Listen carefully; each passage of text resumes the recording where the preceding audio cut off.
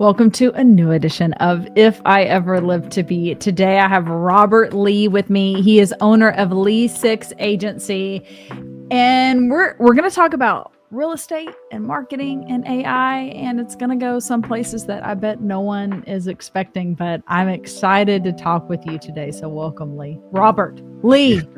Thanks. And I've already Whitney. destroyed it. It's okay, Janice. Totally fine. Thank you. I was like, Lesix. And then it was funny because I was putting together in my brain. I was like, oh, that's cool because it's his last name ties into the name of the agency. So now that I've totally botched that, that's a good way to start is how you came up with the name of your agency, Robert. Yeah. So for years, I've been a process guy. So I love the theory of constraints. I love Dr. Eli Goldratt and everything that he wrote. My first foray into that way of thinking about process was Deming and the Deming method. And so Lean Six Sigma is an incredibly important part of the way that I think. Process is the way that I love to think. So Lesix is actually a combination of Lean Six Sigma in the way that I have just kind of abbreviated for how it is that I describe what we do and the managing philosophy of what we do. Awesome. Well, I love the conversations I get to have when it's seemingly things that should be in their own little pockets, but they actually interrelate because, I alluded to it. I threw out real estate and marketing and AI. And on the surface level, everyone's probably like, aren't those three different things? Like, no, they very much go together. So I'd love to just turn it over to you, Robert, and tell us how those three things go together and how you specifically got into this arena. Yeah. So when you go back to that management philosophy, right, that Lean, Six Sigma, everything's a process. And think about it. If you get your kids up in the morning, like my wife and I do, we have a 4-year-old and a 6-year-old, and there's a process. We have to wake up, we have to start the coffee, we have to get their breakfast, then we have to wake them up, then I have to get screamed at by one of them, and then I have to, get them in to brush their teeth. That's a process, right? And the mornings go easier when that is a predictable, consistent, repeatable process that we do each and every time. And so the mornings have a routine, the morning routine. It's the same thing in business. You have a morning routine with everything you do in business. And especially in real estate, nobody's ever taught that. I mean, everybody's taught to be always on. It's a 24/7 industry, which I think is one of the worst lies you could tell people. Is that they are constantly working. It's miserable. Like working sucks. Nobody enjoys working. You may enjoy being busy, but you hate working. So everything that we do in real estate is around organizing their processes. And in today's age with artificial intelligence, it actually gives individual agents and brokers who are constantly in firefighter mode a way to offload those repeatable, consistent, predictable processes, those morning routines into AI, and you don't even need to be a programmer to do it. So what we do is we help people make a better day for themselves and make more money in the process in that arena using those principles with that particular tool. I love a good process. I'm not a big fan of change, but I also feel like that ties into that kind of opposite idea of the definition we have of insanity is doing the same process and expecting a different result. But like, if you break it down to the positive end, like that's why we have processes actually, is that we want the same result. So in some aspects of our life, we actually do need a process that produces the same result because that's what we're going after. If you want success, if you want to constantly close deals, then you need those processes. The part where we get stuck is if we're doing the same thing, but it's not giving us the result that we want. Yeah. And what's funny when you say that, an important part of every process is improvement. So in other words, if you go back to what Goldratt said, he's got his 5 focusing steps. The last focusing step is how you use the process of improvement to make what you're doing better. And you don't have to necessarily make that improvement I want to make a better widget. It could be the process is how to do the same work in less time or with less energy or with less money or whatever it might be. But that process of ongoing improvement, it reflects what we do in our daily life. You don't stop learning as soon as you graduate high school. Right. You're in your next stage of learning. You don't stop learning when you have a kid. You are constantly learning. I'm constantly learning what it takes. And my four-nager is not even a teenager yet, and I'm sitting here wondering every day how in the hell I'm going to survive for another 15 years with this gal in the house. So, and I say that knowing full well that she is a young female version of me. So I look back and I'm learning from my past about the way that I treated my parents and asking how in the hell did they survive me for so long. The point of all of that being is that change is a guarantee. Emergencies are a guarantee. Opportunities for improvement are a guarantee. What we want to try to do is build consistency, some degree of predictability, repeatability, and consistency into our daily lives. And it doesn't matter if it's in the house or in the workplace. So, for those that love consistency like you're not doing change for the sake of change. And for those like me that love to constantly tinker and modify things, it's perfect for us. So it resolves, what all different personality types need. You're just constantly getting better. That's the way to look at it. Yeah. I definitely want to come back to the family aspect of that because it's interesting because I have thoughts. But first, I want to dive a little bit deeper onto the AI side.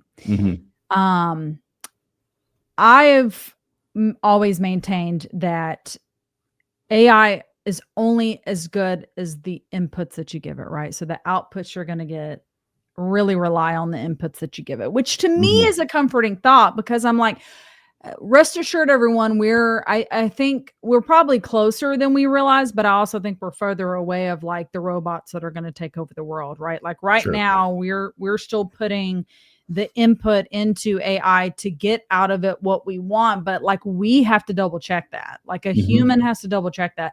A human has to put human things into this machine to get a human response if we want to take that and use it elsewhere. So without revealing all your secrets, can you give us some examples of what AI does and can really make life easier for business owners and beyond? Yeah, it's really funny. I actually like revealing my secrets. Okay, good. They're not really secrets at all, right? I mean, it's we talk about that process of improvement. It's been a lot of learning over the course of 20 years and then using AI to apply that learning and then learning from other people about how they use it and whatnot. But I always like saying this, right? Like AI is nothing more, if I get the in the camera right, it's nothing more than this pencil here.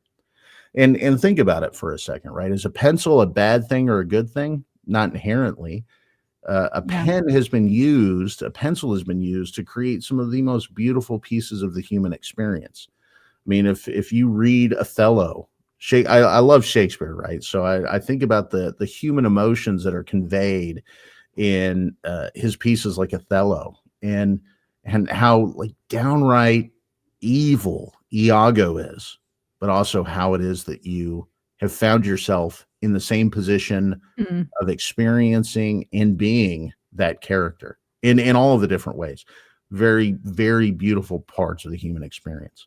But it's also been used to create some of the most destructive, vile, disgusting parts of the human experience. And when you think that World War II happened and the hundreds of millions of people that died in that conflict around the world because one man wrote a book while in prison. I mean, that's the way that we have to start looking at AI, is that it's not inherently good or bad.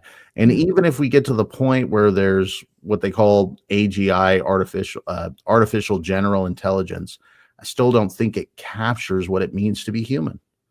Because how do you measure how much you love somebody? I mean, how do you do that, right? You can't necessarily do that. And if machines can replicate that part of human intelligence, then we're probably already in the matrix, which is, it just doesn't matter. We're probably already in the simulation. But either way, without going down that philosophical rabbit hole, when we talk about process, you can do something inside ChatGPT that takes a documented process and turns it into what we call an AI employee, which is nothing more than repeatable, consistent, predictable outcomes from the inputs you provide. So, for example, working with real estate agents, we show them a lot of our listing description AI employee. And that AI employee asks the same questions every single time. Describe the property we're talking about. Describe the reason the seller bought the house originally. Describe the reasons why somebody might be interested in this house. Provide any other additional details you might have. And then it creates an emotionally charged and driven listing description. Wow. And it's not emotional in the sense that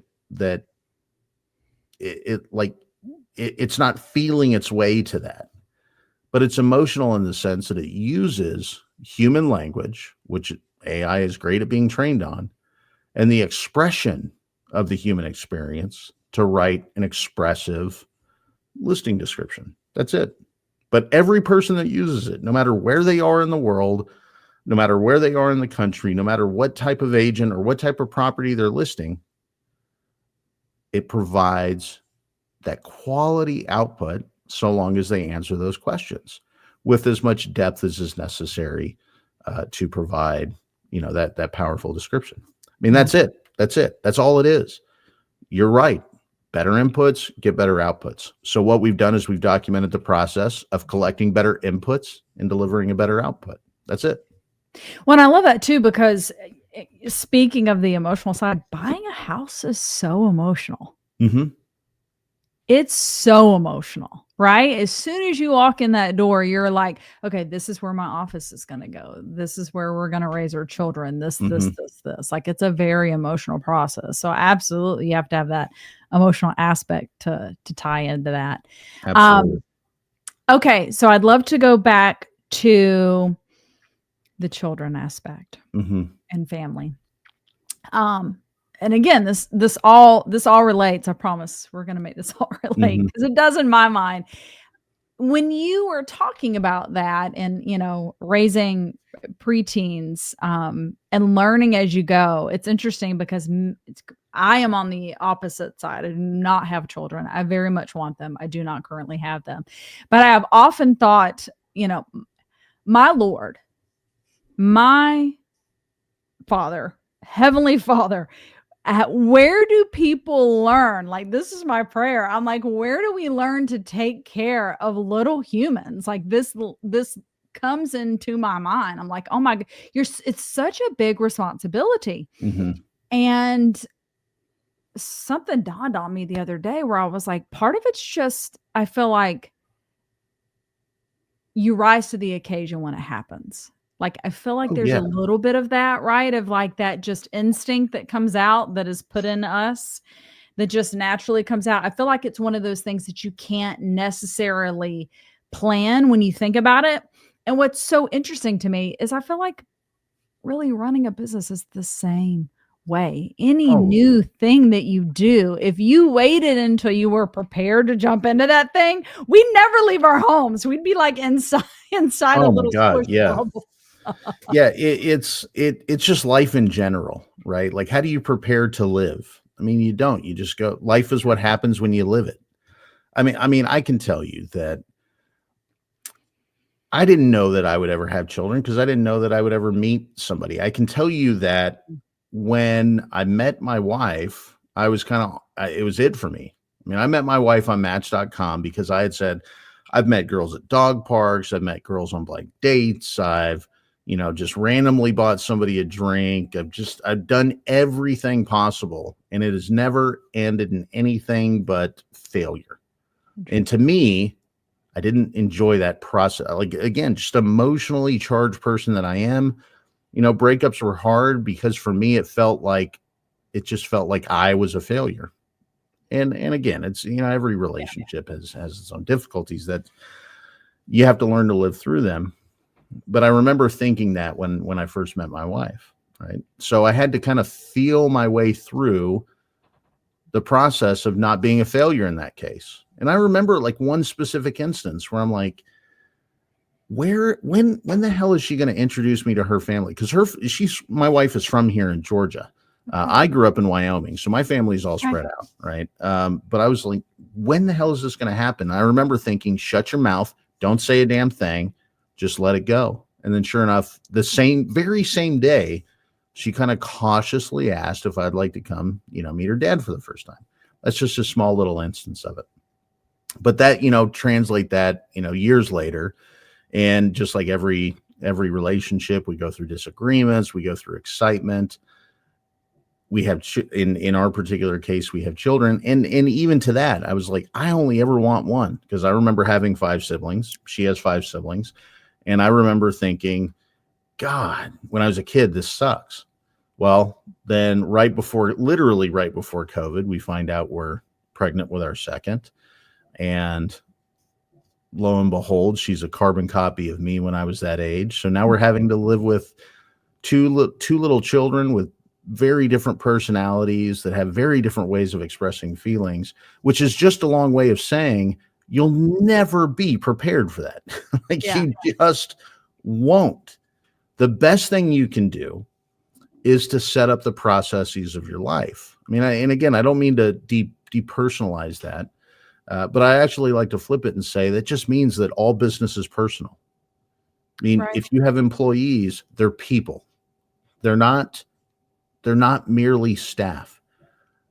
Yeah. They work for you. Yes, you give them a paycheck, or if they're, a contractor, you pay for their services, but they're people, meaning they have things in their life that are going on that could provide things that change the consistency of what they do for you. And so when you start to look at life and work and business in that way, you start to understand that everything we do is just literally learning on the spot. Complete control is something that you lie to yourself about, because you yourself are a person that have fears or frustrations or difficulties with something that's going on. Yeah. And it's funny, because I say all that, I've built that into the business we have. It isn't about controlling everything. It's about trying to have a vision for what you want to try to do, and building something that gives you the ability to handle emergencies and handle difficulties the best way that you can, which is to focus. Yeah. Well, I'll tell you, Robert, I'm an only child. Mm-hmm. So on the flip side of that, I felt like as a child, like Christmas and birthday that was great. When you get older, it does sting to be lonely. Yeah, I'd imagine. I mean, when it stinks. Yeah, because it's, what's the worst part about being again, to connect it to life, what's the worst part about being a business owner? The loneliness. I mean, that honestly, I mean, even though there are thousands of us out there that are business owners or entrepreneurs, whatever term you want to use, you feel so incredibly isolated. You feel so incredibly alone. It's hard to describe the feelings of that, even to other business owners. Yeah. Because there's just so many barriers you put up to sharing your feelings about it, right? So, I mean, it's just, I can appreciate it, even though I've never, that I can remember, been an only sibling. It does have its benefits now that we're adults to have people that I know are out in the world that love me no matter what. Yeah.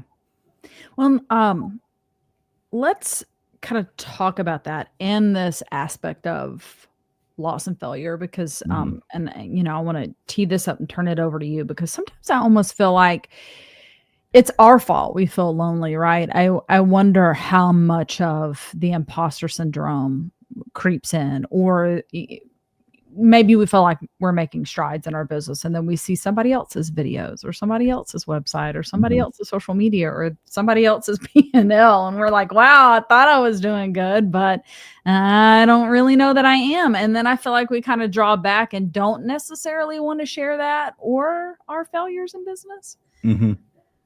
Yeah, look, I can absolutely tell you, it is perfectly fine to be a broken nutcase as a business owner. In fact, it puts you in a better position to be a business owner when you just admit that you're a little crazy. And that was something that I never fully appreciated until the last couple of years. So I'm going to Tarantino this a little bit, start with the ending, and then work backwards from that. So in June 2024, so 1 year ago, I got my paperwork from the Northern District of Georgia that said my bankruptcy had been discharged. Right. A year before that, I shut down a $2 million direct mail business in Marietta because I had destroyed it from within, like in the course of about 4 months. 4 months before that, I had gotten a call in my office from my stepmother that said my dad had had a heart attack in a doctor's chair, an eye doctor's chair. And so I was on a plane out to Salt Lake basically to meet with my siblings, my stepmother, and collectively decide that he shouldn't be on life support. Last message I ever sent my dad was one word: yes. It was the last thing I will ever remember saying to my father. Not "I love you," not "I miss you," not "I can't wait to see you." It was just yes. And that's a hard thing to understand because everybody wants to have those last words be meaningful just for your own sake. Well, during the 6 months preceding that, I found out that I had an employee in that business that was overpaying a vendor by the tunes of tens of thousands of dollars. I won't go into the details of it other than to say that I had to transition that employee out and transition in a replacement. And that all began with the fact that my wife and I were expecting our third child. She was about 7 months pregnant. And then just one day, he's gone. And it was our boy, right? 2 girls before that. And man, I was over the moon because the only promise I made to my dad about having children was that if I had a boy, I would name him after me the same way I was named after my dad. So he was going to be the third. And so I'm sitting here in June of 2023, a business that had been shut down. There were supposed to be 3 of us in this world. And all of a sudden, it's just me. And it was, I mean, how do you explain the feeling of that other than to say, I'm just sitting in bed and completely alone, even though I wasn't, right? Even though I knew at that moment that I had people in my life, especially my wife, I didn't feel like it. I feel like I had let everybody down. I felt like everybody had failed me, or not everybody had failed me. I had failed everybody, and I was just going to be left alone. And it wasn't absolutely true. So then once I started to process all of those feelings as an entrepreneur, as a failed entrepreneur, and then I started to realize a couple of things. First thing was that owning a business kind of sucks, and it was kind of nice to actually be at home sleeping without having anywhere to go. So I spent about a month just kind of recuperating physically. Yeah. And then I started the process of just kind of looking back and saying, all right, why didn't that work? Like, why couldn't you grieve? Why couldn't you be absent from your business? Why was it so meaningful that you felt like a failure? I mean, just all of these why questions I started to ask myself. And then I just slowly worked my way into thinking everybody is asking those questions. Why is this happening to me? Why can I not respond? Why do other people have it figured out? Why are all these people better than me? Why am I not good enough? I mean, just all of these things. Every single person I talked to had said, yeah, man, I mean, you are good enough. Am I good enough? Like they started to feel comfortable sharing it with me, Right. that we're all in this boat together. And then, so that was the point where I said, right, I just said, F it. I'm going to build a business that has my feelings and value and purpose into it, which means I'm going to build a business that I don't have to work at. I'm going to build a business that I can train other people to do for me. I'm going to build a business that can operate even if I end up in a doctor's chair so that other people have some reliability And that was right about the time that AI was becoming very ubiquitous in life, and ChatGPT had been available to the public for about 6 to 8 months at that point. And that's when all of these new features started coming out. And I just sat there and said, the biggest constraint in my life is time for my wife and girls.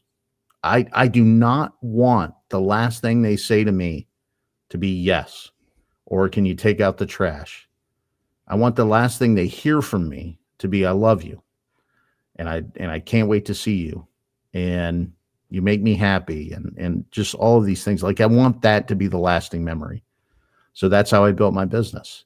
And then now that's what I train people and help people build inside of their business, using AI as a tool to help them write that beautiful story. It's all connected. Like all business is personal. Yeah. You cannot separate your life from your life. So stop trying. You cannot compartmentalize.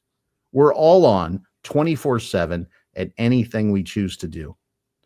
So focus your priorities on what you want to be remembered for. And I just want to be remembered for being the best father and husband I can possibly be.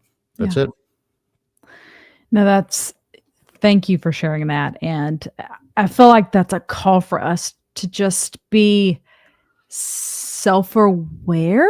Like there's no need to be afraid of stating the thing that we want and going after it. I realize that takes time sometimes to figure out. Mhm. And at times it's process of elimination. I mean, I thought the same thing too. And it's, in all fairness, it's taken me 10 years to get there. But I remember, similar to your story, Robert, I lost my mom the year I turned 30. And at that time, I had already had my first business. And I remember getting a client call while riding behind the hearse on the way to my mom's burial site. And I had like this client was well aware of, what was going on. Like this was the day I was having my mother's funeral. And I don't know how you forget that, but they did. It's we're human. Okay, fine. Make a mistake. But I remember looking at my phone and saying, no, this is the one day that I'm allowed not to take this call. And I don't really think life is meant to be lived that way. We shouldn't have to experience some sort of tragedy in life to say, it's okay that I rest today. It's okay that I sleep in today because my body needs it, or that I just want to take a moment to read a book and just disconnect. I don't think that we're supposed to wait for some sort of tragedy like that to take those moments. And once you realize that, you can build the business that you want that allows you to do more of those things. Because again, once you realize it, that's what building a business is all about. It's not about making the $1 million. It's about, I want to create my schedule. Yes, I'm still going to get all the work done, but I want to create my schedule, and whatever that looks like to you, however much money that is, to be able to take the time and go spend it with your daughters or take a family member on vacation. So I want to talk about this stat that you have on your website that I found, that is 75% of real estate agents fail in their first year. Yeah. It is wild to me to think that somebody spends thousands of dollars, literally thousands of dollars, to get licensed to sell real estate without an understanding of what they're really doing, because that's what it's a reflection of.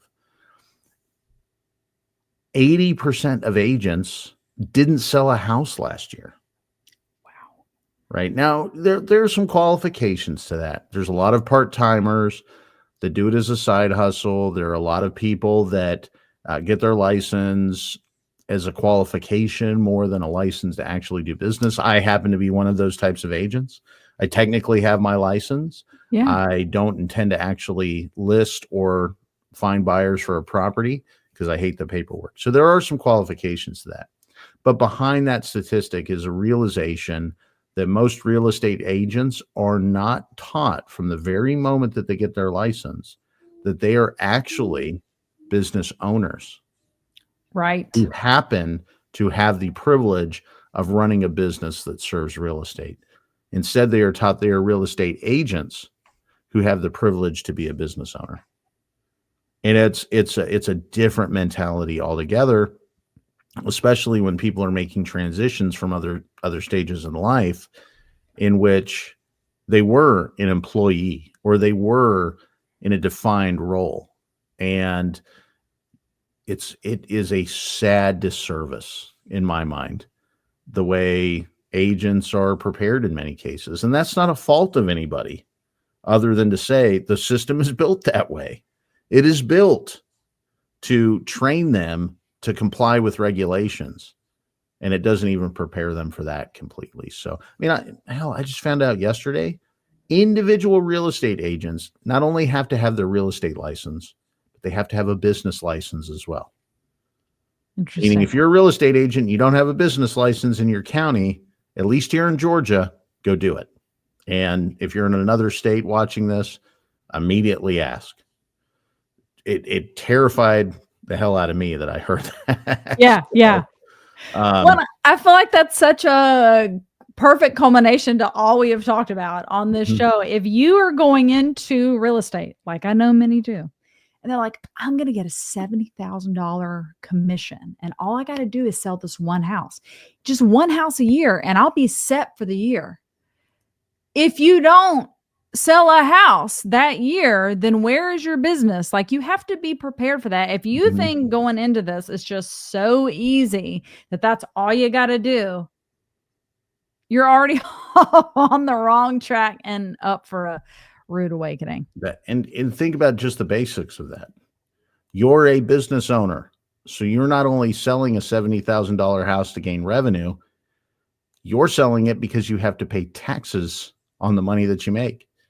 And then not only do you have to pay taxes on the money you make, you're also talking about you have to maintain your own life insurance, your own health insurance, unless you're lucky like me and found a nice sugar mama that works at Northside Hospital, right? But all of that said, the process of running a business, the processes of running a business, the wealth that you generate for yourself is not in the house that you sell. It's in the system that you use to sell that house. And that's why so many agents fail, is because they don't think in terms of the system. And so when they go out there and try to get that first listing, it's like pulling teeth. Yep. Because they just go out there and say, well, I'm a real estate agent. Well, surprise, surprise. So was every other part-timer out there. Your best friend, your best sister's husband's best friend. That's your it. Third cousin, everyone's real estate agent. Yeah. That's it. That's it. And I mean, I drive through my neighborhood and there's probably 4 or 5 listings in the neighborhood. Why didn't they call me? Because they had a better reason to go somewhere else. Right. Yeah. And that better reason could be something as stupid as, I just found this gal and she's my husband's best friend and we just connected over drinks at last week's barbecue. Yep. So I gave my listing to her. Doesn't matter anything else. So there's a lot that goes into it other than to say you should look at your business as a system. And that includes real estate. You're not going to sell that you're not going to get that $75,000 commission. Not right away. It's going to take time and energy and focus. So you might as well build the right way. So one final question, Robert, that I'd love to get your input on. What would you say is a key telltale sign to a business owner that thinks they have processes in place, but they're actually not the right ones and it's not working? Is there like a red flag they could look forward to be like, this isn't producing the results I want? Or maybe they're making enough revenue, right, to hide. Money covers all sins. If you're making enough money, maybe there's like a problem in your business that you're not even realizing, but it's going to pop up later. What's a red flag to them? Yeah. Ask yourself this question. If I gave this thing to do to somebody else, would they do it as well as I can? If the answer is no, you have a problem. And if the answer is yes, you actually have a better problem, which is how do I make it easier for them to do that? But most business owners don't want to give up that level of control. They complain about the fact that nobody can do the job like them. And if they could just find the right person, they'll step away. But then when they do find the right person, somebody that's driven enough, smart enough, intelligent enough to figure it out, they don't hand it off, because you just don't know the nuances. I can tell you that business that I had that failed, it was set up for failure from the moment I bought it, because I didn't buy it by asking the question of how do you train your people. I asked it, and then I took it on faith that they had it done the way that I envisioned it, so I could step away in those particular moments. And it wasn't prepared that way. Most business owners build a very expensive job for themselves, but it's not an enterprise. It's not a system. So ask yourself, can I have somebody do what I do without having to be involved with the same quality? And if you can, congratulations, you have built an enterprise. And that is what we have built here at the Lesix Agency, is that I have people writing content for me. I have people administering our CRM, sending out marketing, conducting pre-sales calls, because I have defined the process for them so precisely in our AI employees that they don't have to check in with me. And honestly, I don't have to overlord them. I can do what I enjoy doing, which is building the business through things like this and talking to people like you, and, sharing our life story with one another. And that was the call before you and I had a phone call. That's what I was doing. And I just spent 6 days in Connecticut doing the same thing with 5 other guys who were just sitting there, just thinking about stuff about their business, right? I mean, that's what I need to do. It's what I enjoy doing. My staff does what they need to do and what they enjoy doing. And it's a good enterprise because of it. So, Robert, I would be remiss if I didn't bring in Matt and Buffy Payne, which is how you and I got connected. And I feel like the first time we met was at the Paulding Chamber Awards. Yeah. We got assigned to the same table. We were the peanut gallery in the back. There was just causing a ruckus. Myself, and the other two at the table, just gossiping about nonsense. Well, I think you three were gossiping, and I was just eavesdropping the whole time. That's probably, that's accurate.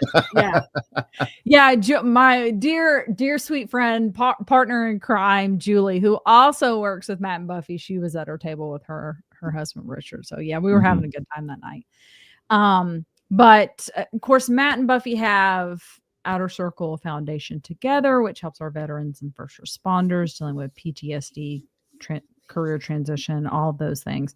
And then Buffy is also president of FEW Atlanta, which I'm part of. So they're just doing like amazing things in the world. And I know you're working with them in the sense of like, that's how the two of us got connected. So I just love to turn it over to you, and you can share kind of what you guys are cooking up.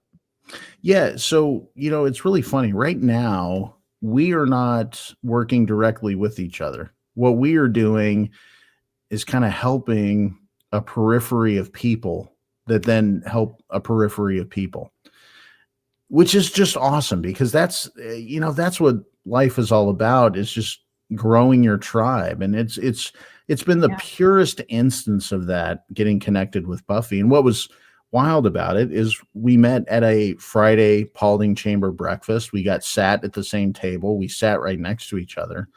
And then during the little circle time where we share who we are, I mean, I share what I do, which is love my wife and girls. And I always have this line when I go to events that say, I love them so much that I'd punch every single one of you in the face for them. And it didn't bother Buffy. And she started sharing what she did. And I'm thinking, this is a cool chick. I mean, she's talking about flying all over the world and being in security services for 30 years. I'm like, she's a badass. Like, it's just she probably said, I'll punch you back. I'm fairly positive she would. But I remember just sitting there thinking, like, not, man, I wish I could do what she did, but that's just got to be a cool barbecue story. Yeah. Like, it's just got she probably can just sit around and talk. And then what's wild is I didn't think about anything else beyond that, right? Like, we left the event, and probably 2 weeks later, she pops up on my Discovery channel or my Discovery calendar, that says she scheduled an appointment. She said she used one of our AI employees, and she was fascinated by more.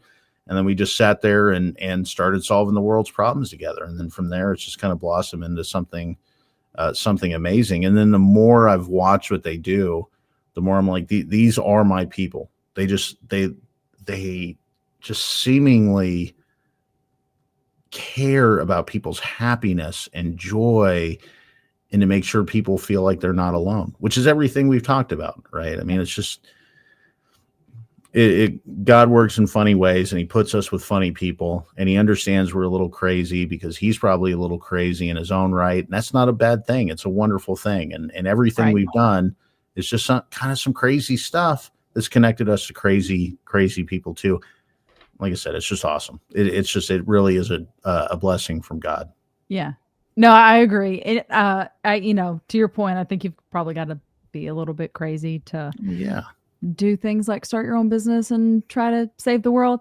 Yeah, it's kind of funny because I'll joke around with Julie when we're trying to schedule things and do like Few and Outer Circle. And do you remember Pinky and the Brain? That was like was that the 90s? Anyway, yeah.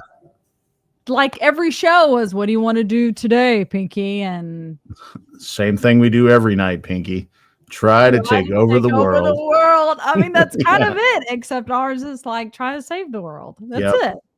Yep. It's an awesome experience. And like I said, without Buffy, I'd never have been introduced to you.